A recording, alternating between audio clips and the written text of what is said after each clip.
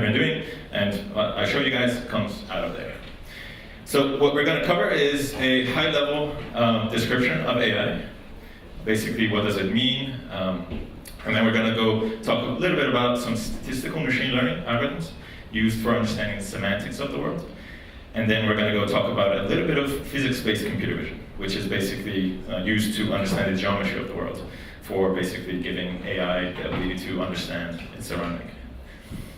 So everybody knows about AI these days, of course. Google Home, deep mind playing guitar games, better than humans, and this is an image of what an autonomous car sees actually of the world. It sees humans, road, etc., etc.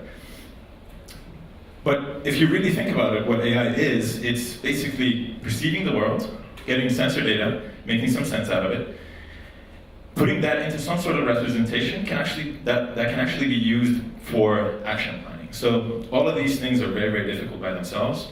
As an example, for example, planning, we as humans don't really think about it, but just the act of walking. The act of me walking across this stage is miraculous. I'm simultaneously controlling thousands of basically small muscles, hundreds of muscles, not thousands, but basically hundreds of muscles, and simultaneously looking around, seeing people, seeing his face, seeing Philip's face, seeing that he's on his phone, seeing what his intent is, etc., etc. So, that's what's up. But so why is AI so interesting these days? We've been using AI for a long time, actually. Before, they used to be called expert systems. And expert systems are basically a set of systems where there are if-then-else rules. And a person, basically an expert, a doctor, for example, sets these rules. So if your weight is above some amounts and your height is below some amounts, then you are predisposed to have some sort of condition, for example. But the issue with expert systems is that they're designed by a human, so the extent to which they can grow is limited by the amount of brain power that a human has. So more recently, we've been able to, through both increases in computational power and also better training algorithms, make some statistical machine learning algorithms be able to do things slightly better, and in some cases much better than humans. For example, is there a cat in the picture? Humans cannot perform as well as computers these days. But of course, there's still huge gaps. For example, if a machine learning algorithm hasn't seen the exact case, for example, set of scenarios, then it doesn't know how to act. So it doesn't know how to actually reason about things. It only knows how to basically tell you what it has seen and what it expects of the current data that you give it, basically. So as a human, you see this cat and you understand exactly what it is within milliseconds. In a computer, it's very difficult to tell a computer what this is, basically. By the way, this is my my girlfriend's kitten. She's sitting back there. That's the kit. The cat, when it used to be like a few months old, really cute cat. I hate it sometimes. But yeah, so when you ask a computer, what is this? It tells you it's a brown pixel here, a white pixel here, brown pixel here, black pixel there. It doesn't really know what this picture really is. So how do we teach it how to actually understand this picture? The way that we do that is we basically first look at the picture and say, okay, how does the world get represented, the 3D world, how does it get represented in a 2D plane, so in a 2D image? Essentially what we see is the world is made out of geometric patterns and a hierarchy of geometric patterns. And when you want to teach a computer how to understand what this is, you basically teach it to understand geometric patterns. And that's what a convolutional neural network is. A convolutional neural network recognizes patterns and then recognizes patterns within those patterns. So here you see one layer of a convolutional neural network. A convolutional neural network is translation invariant. And translation invariant means that basically you can see the same pattern across the whole image without having to worry about where it is in the image. And as you can see, basically we're applying the same filter, so the same pattern, and then you get one other image, basically. I'll show you guys what this looks like at this stage later on. And then essentially you have a hierarchy of these. So first layer is the image, then you have detected edges, then you have detected eyes, and then you have a detected cat, essentially. So that's what a convolutional network is. To give you an example of basically how, what I just mentioned, basically the geometric patterns, this is the filters of the convolutional neural network. So this is the first layer, second layer, third layer. So as you can see, the first layer detects very simple concepts, so just edges. So, for example, the edge of the ear of the cat. And then that's fed onto the next layer. The next layer, for example, in this case, it was actually trained on faces, on human faces. The next layer understands eyes, for example, eyes, eyebrows, cheeks, nose, etc., etc. And then the last layer, of course, understands that it's a human face, and potentially different types of human faces. So mustache, no mustache, etc., etc. This is a typical convolutional neural network. This is the architecture of a typical convolutional neural network. It might seem a little bit complicated, but essentially it's made out of what's called inception modules. Here we're getting a little bit more technical. So basically one inception, 2, 3, 4, 5, etc., etc. Essentially you put in the image here, and then it's processed through this whole process of going through the whole network. How do you train it? Basically, you get a little bit of data, or actually a lot of data, like millions of images, and then you present it with one image. You run it through the network, and at the end, you know exactly what you expect. So you expect it to be a cat. However, it tells you it's a dog. So there's a discrepancy between your output and what you expect. And then what you do is you actually take that value, and then you change the filters that you guys just saw, that I just showed you. You basically backpropagate the error. And that's what basically backpropagation is. So you put the input in, you get an output, you have an error, and then you adjust the filters, the weights that you have in each layer based upon that error that you have. And that's basically what backpropagation is. And this is one of the algorithms that I was talking about. This is one of the reasons that we're able to actually use statistical machine learning. If you had to learn in a different way, it would take orders of magnitude longer to be able to actually learn how to perform tasks. So, for example, one of the data sets that are available is ImageNet. It has, for example, to give you an example, 1 million images, a couple thousand different labels. So whenever you want to actually train a convolutional neural network or some sort of a machine learning algorithm, you basically put this into your architecture, you train it on that, and then you have basically something that can tell you that this is, for example, one sort of a plant, and then other sorts of plants also can be detected. So convolutional networks are great. However, they do not fully represent the world.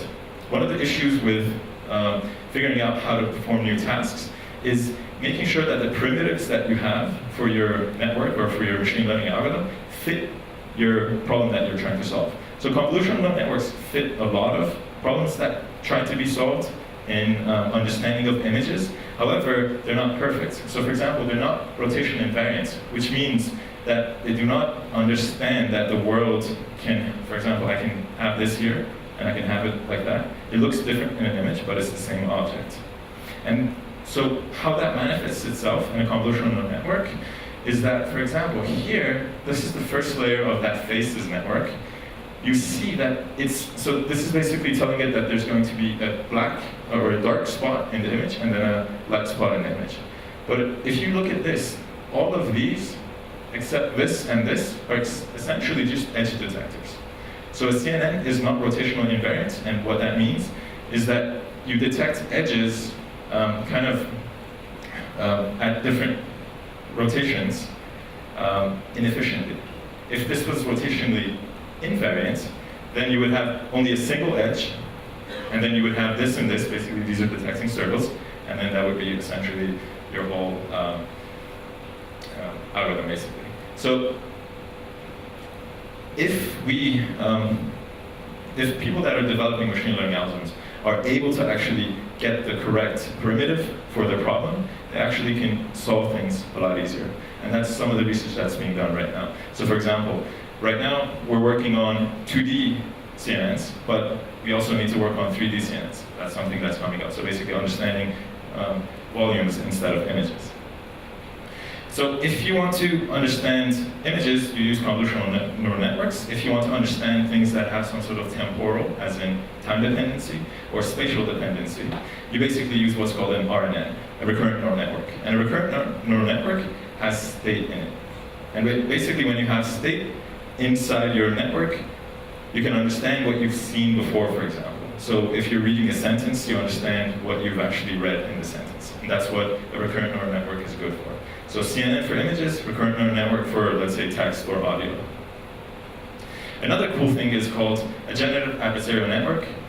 Essentially, a generative adversarial network creates a representation of the world based on some random noise, essentially.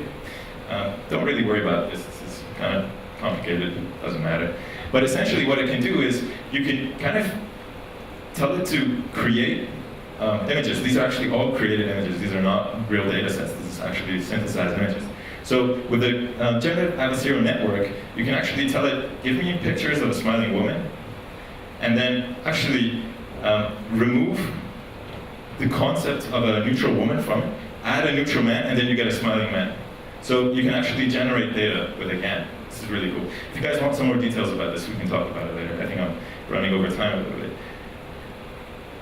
So a lot of times, for example, the Google Net architecture that I showed you can solve a lot of problems in image analysis. But when you want to actually create a new algorithm, a new machine learning algorithm, you typically don't want to recreate a full new architecture. So there's a concept called transfer learning. And transfer learning allows you to basically have a pre-trained network. So for example, this is the Google Net network. You have all these inception modules. And then at the end, you have some layers that are basically domain specific. So for example, telling you if it's a cat or a dog, that's domain specific.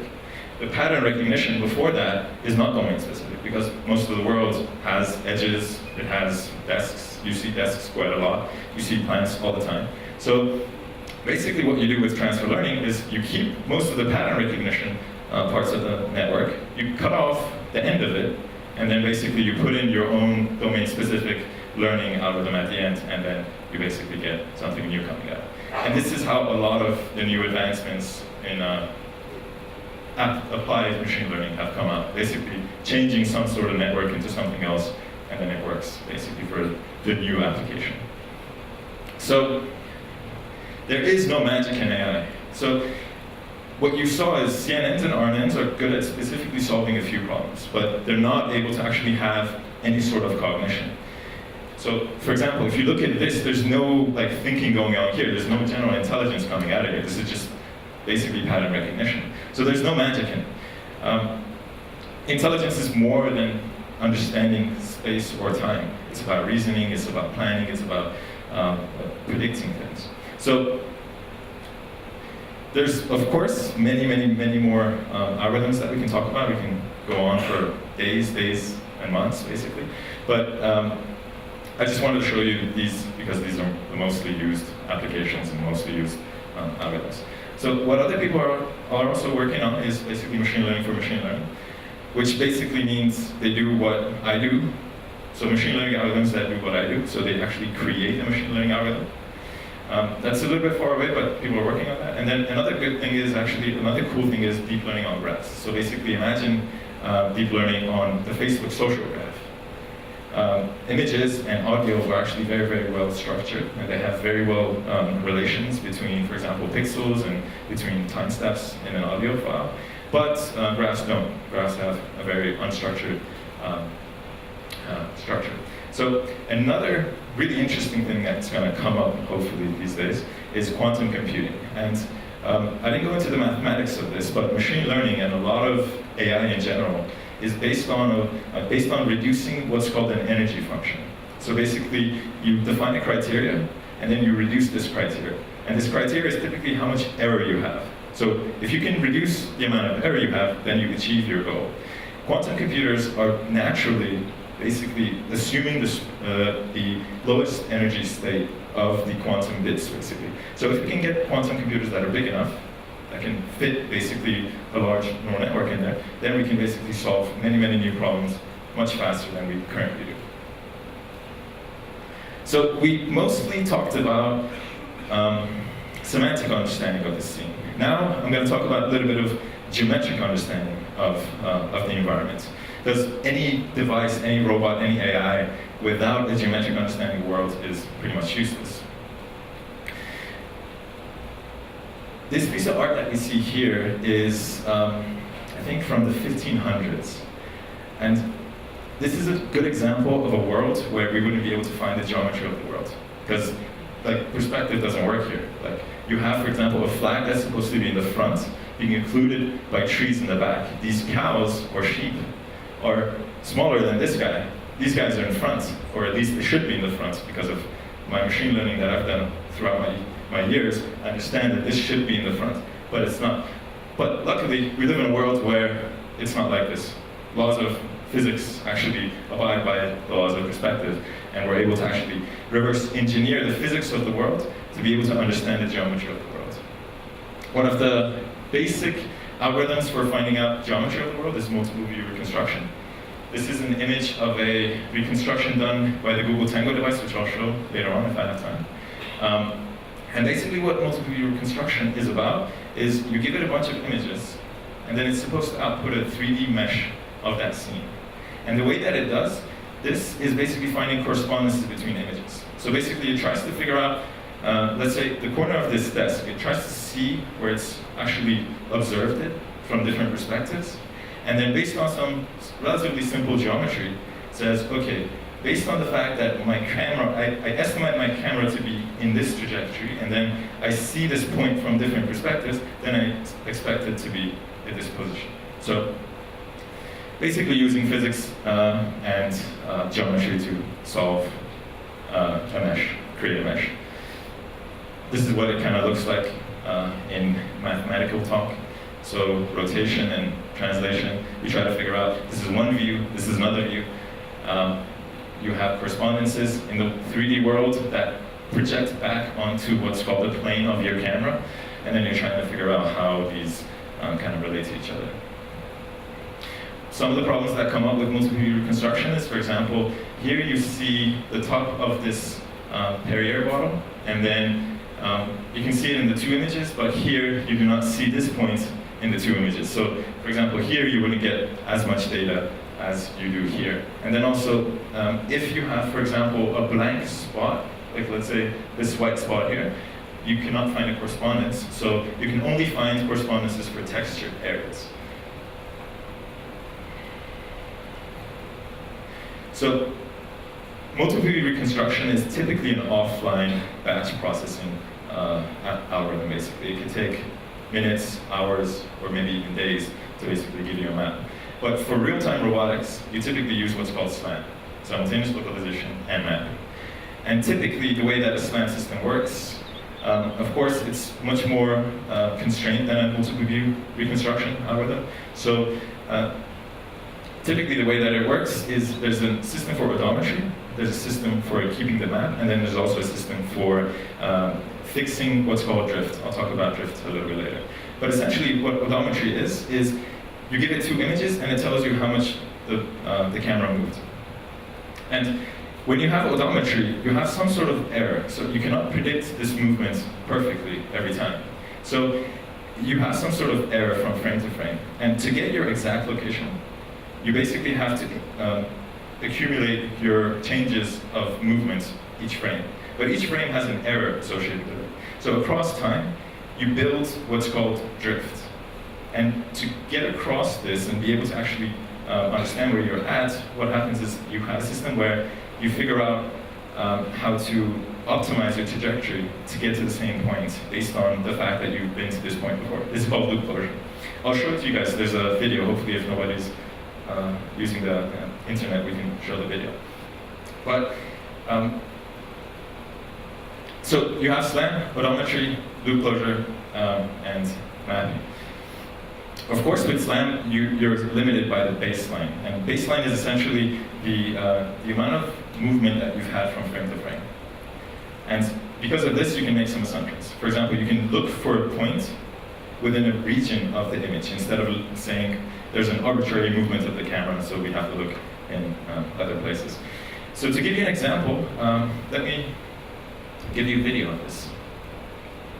This is how the SLAM system works. This is a stereo system. A stereo system is two cameras connected to each other. Let me maybe turn down the quality here.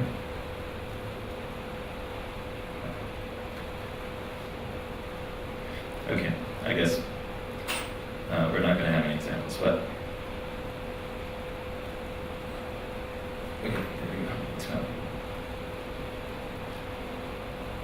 So here, okay, we're not going to really have an example, but essentially what you see here, maybe we can salvage this a little bit.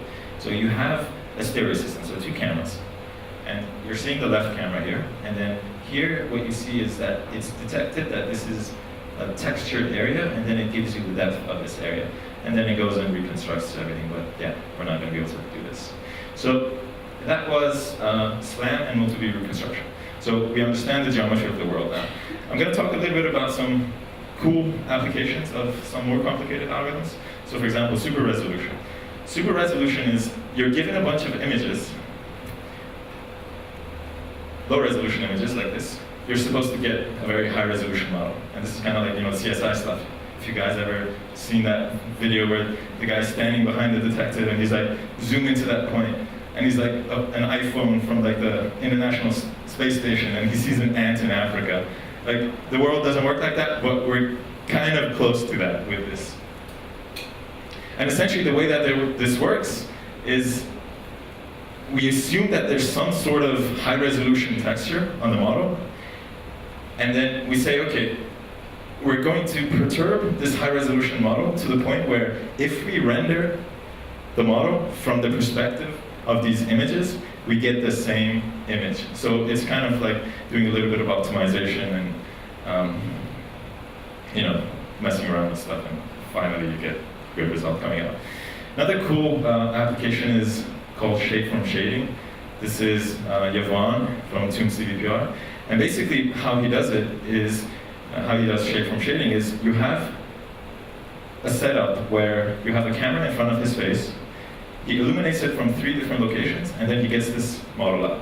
And this is based on the fact that the intensity of the light at a point in space is dependent upon the location of the light and the location of the camera. So based off this physics, you can kind of get a really, really high resolution image. So laser scanners wouldn't even be able to do this. So basically we just talked about semantics of the world, machine learning, geometry, I would say computer vision. But there's so much more involved in AI. So let's say we want to theoretically create a robot who's able to actually interact with humans and take orders from humans. What do we need to do with this robot? This robot needs to understand human language, but human language is very vague. Like for example, Jarvis, can you grab that box for me? What does that mean? That means the robot goes, grabs the box, stands there. It crushes the box and just stands there. Of course, that's not the case. So we need to be able to teach robots how to learn common sense. Not only common sense from the perspective of one person in one society, but common sense for each society. So we haven't even really thought about how to do that. So there's so many other things that need to be done in AI.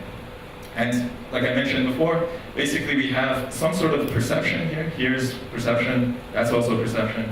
And then it needs to be put into a representation where we can feed it into the planner, and then the planner says, okay, move my motors in such a way so I can get from point A to point B. So, as you saw, there's still, like I said, a long way to go. And this is the diagram again. Yeah, so if you have any questions for me, I'll be happy to take them. If you'd like to work with me on some sort of research, please let me know. Or if you'd like to maybe use this for commercial use cases, please let me know. And right now, actually what I'm going to do is I'm going to show you guys an example of what I've been working on lately. Hopefully you like it. So this is the Google Tango device. And Google Tango basically does multi-view reconstruction and SLAM in real time.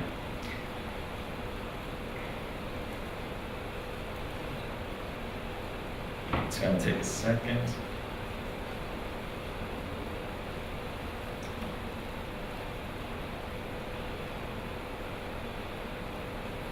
So this is the view from the Google Tango device. All right, it's kind of like, so we're mapping people now. So you see on the top right the camera, then you see on the below that you see the depth sensor, and then below that you see the camera used for understanding where it is in the world. And as you can see, we're reconstructing the world.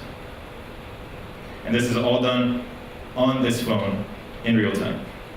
Much more real time than actually what you guys see.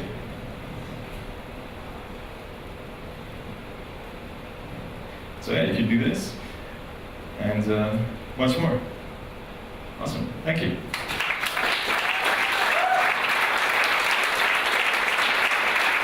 Oh, perfect. Thank you very much. So, people like that. Now it's up to you. Any questions? Just raise your hands.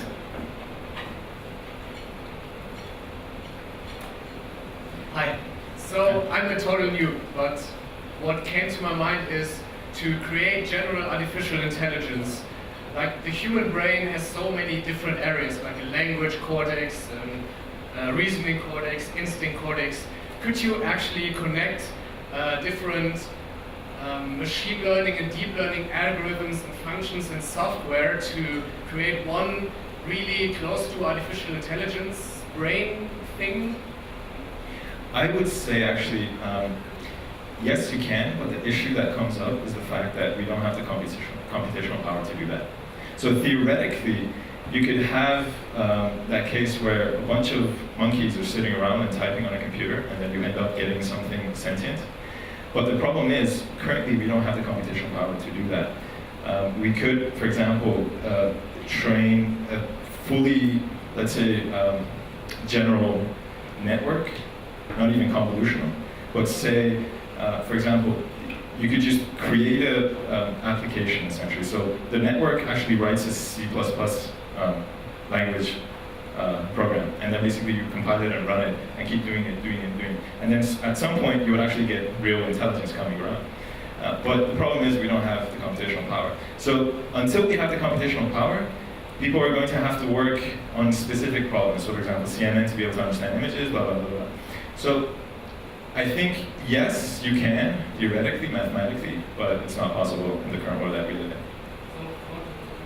Quantum computing would be one solution to it, yes. Who's next?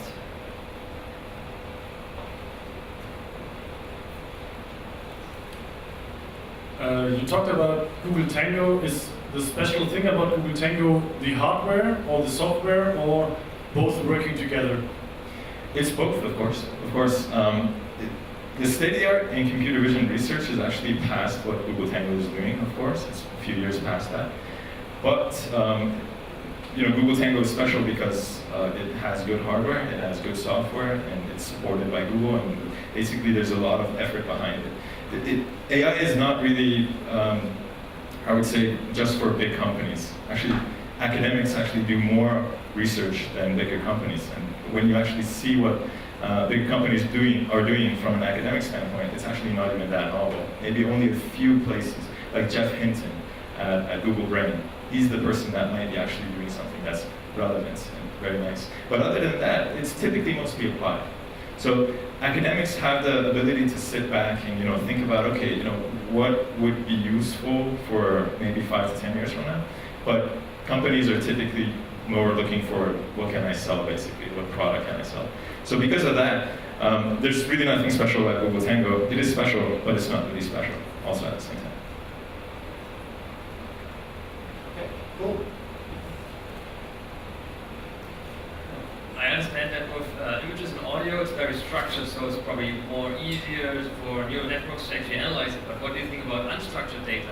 Like flows of sensor data, events, mails, messages, all these things that I look on it, I see, oh, something happened there. But do you see already AI being ready to analyze that kind of data? So I would say that would be an example of a graph analysis problem, essentially. So you can define it as a graph and have relations between things. Currently, as I showed you, it's mostly like, okay, we have this one specific problem, so we're going to build this one specific network for it. But I would say, again, it goes back to the same thing. It's theoretically possible, but like it kind of doesn't make sense for us to put so much computational power behind it to try to randomly essentially get to that. Like it's like trying to get from here to my N+ by just like randomly walking around. You're never going to get there. Well, if you go straight, you can get there much faster. Next one. What's your take on AIs designing other AIs actually? Because some people think that we humans cannot actually perceive the problem as intelligence would a machine intelligence. Personally, I don't like it because that basically means I don't have a job. But other than that, I've looked at some of the research. I'm not an expert in that, to tell you the truth. But I would say it's something that's 5 to 10 years at least down the road. Like, I've seen one application where it's essentially like you give it the data and it runs a bunch of different things that it already knows that should be useful for some applications, and then it tells you this should be useful. You should be using this one tool to basically do what you're doing. So that I do see, but general AI where you just basically say, just give me something, give me a program that does something for me, I don't think that's anywhere close to being ready. Any more questions? Yes. Question about your demo.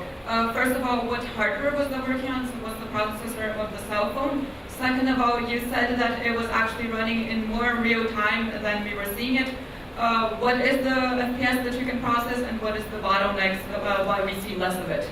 So actually, real time I meant there's a lag between the image being taken on the actual camera or on the screen of the device and what you see. But right now, so you can tweak the parameters depending on like how granular you want the world to be. It can be anywhere from like 10 frames per second to 30 frames per second. And then the hardware is it's like a Snapdragon, like a quad-core Snapdragon basically. So. And then, of course, the cool thing about this is, and one of the only reasons that it actually works like this, is because it has a depth sensor, basically. It has some sort of a Kinect-like depth sensor. So it makes things a lot better. You can, of course, do computer vision without a depth sensor, but typically that requires more power, and you don't get as much detail as you do with a depth sensor. Does the HoloLens work any different than the Tango? So HoloLens, I think they actually have some sort of like a... they put markers on the actual device, and then they externally look where the device is, look at where the device is. That's actually just figuring out where it's at based on the sensors that it has. So I do think it's a little bit different, yeah. But one of the guys that was working at CVPR is now working at Oculus, so I'm guessing they're probably going to come out with something that's on the actual device itself. Looking at the libraries that are out there, like TensorFlow or the Phab, is there any preference you have? I use TensorFlow. But to tell you the truth, I'm not a machine learning expert. I'm more of a geometric computer vision guy. I've done machine learning before. I'm actually thinking about combining the two. Because machine learning was able to solve a lot of problems that were not solved, but then it's reaching a point where you can no longer throw just a convolutional neural network at a problem. So now, geometric problems have also kind of reached an end. They've been kind of theoretically proven to be like the best that they can be. And then now combination of two will allow us to be able to kind of make it go faster. So, or make it be better basically. So, TensorFlow, definitely. I hate Caffe. I've used it before, I hate it. All right, we have time for one more question. Anybody? No more question? I have a question. So what are you going to do next? Like, are you going to work in academics? Are you going to be working for a corporate? Are you going to do a startup? What's up for you? We got to see if anybody's got a really good idea for a startup. Let's make our billions. Who's going to be the next billionaire here? Who's got an idea for a startup here? We're at the disruption track, right? You? Not just idea, but our startup will do AI machine learning. Okay, we have 20 seconds. You have a pitch.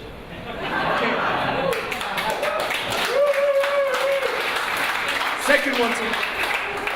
So we built a fitness buddy to whom you can talk to on Facebook Messenger, and in future we want to use the data we naturally receive from users to adapt the fitness experience to the user, how to motivate them, what works for them, what not, when to ask for their money, and all kinds of things. So what are you looking for? What do you need? As soon as we have the data, we have to develop the machine learning ourselves, the AI. And our team can't do that yet from skill set, so we need to orient how to do it. What skills do you need? Machine learning, AI, deep learning. Okay, perfect. Hesam, are you interested? Send me an email. That's super cool. Maybe Jen, one advice for you, talk to eGym. In the startup area over there, there's a startup called eGym. There you could get at least some data, for sure. Yeah. Cool, super cool. We're gonna have a 10 minutes break right now. Absolutely. First of all, thank Big you, hands. Hesam. Make some noise for Hesam. Come on, make some noise. Imagine you're at the races. Perfect. Thank you very much. Very good talk. Even I got the message. Perfect. I'm not the brightest one.